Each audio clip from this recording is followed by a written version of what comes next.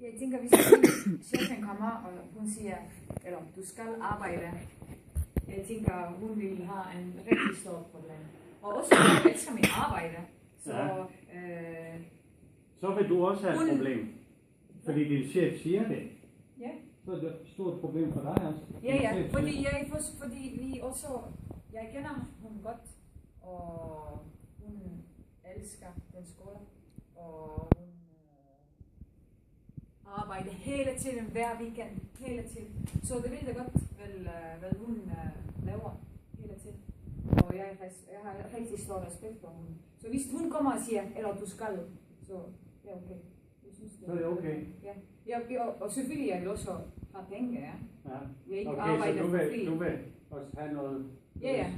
Så hvad siger du til? Ikke ekstra, men jeg vil have penge for min arbejde, ja. Ja, det får du. Også selvfølgelig hun vil prøve, og vi skal finde udlandet, hvis jeg ikke kan ikke, og men hvor mange gange må hun sige, du skal? Hvor mange gange? Forstår? Ja, jeg forstår aldrig. Aldrig? Og en gang måtte hun godt, jo. En gang? Ja. Ja, må hun 2 gange? Nej, en gang. Din chef får en chance. Vent, jeg ikke forstår, hvad du siger. Nej, hvor mange gange? Du siger, du kan godt lide din chef. Ja. Hun siger, du skal arbejde. Ja. Du siger, okay. Ja. Det er okay. Det var på fredag. Ja. Du skal arbejde. Så går der 14 dage. Ja. Du skal arbejde på fredag. Igen. Du skal. Ja. Er det okay? Ja, det er okay. Er det okay? Hvor mange gange? Må hun gerne det vil ikke. Depends. Okay. Hvis jeg har planlagt min weekend, og hun kommer måske i weekender, fordi jeg arbejder fra mandag til fredag. Hvis hun kommer, og hun siger, fordi vi har en opholdssted, og hun siger, du skal arbejde i den opholdssted fra lørdag og søndag, og måske også fredag aften. Så jeg siger, men hele ugen, jeg vil blive så træt, så mandag, hvis jeg kommer, det vil jeg ikke. Så du har en god chef. Du er glad for din chef. Ja. Du har chef, Mick Farm havde en chef. En god chef. Ja. Men han må ikke sige, du skal. Ja. Det må han godt der.